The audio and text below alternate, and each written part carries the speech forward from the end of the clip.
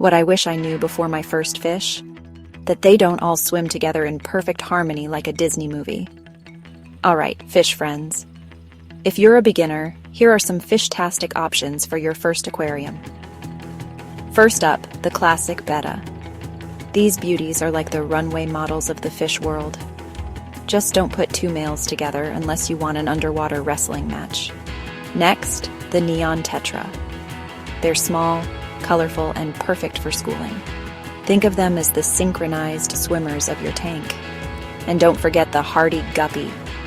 These little guys can thrive in almost any condition, kinda like the superheroes of fish. Plus, they come in every color imaginable. Seriously, it's like a fish fashion show in there. So if you're looking to get your fins wet, these fish are your new best friends. Happy fish keeping. And remember, overfeeding is a rookie mistake. Stick to the fish flakes, not the fish cakes.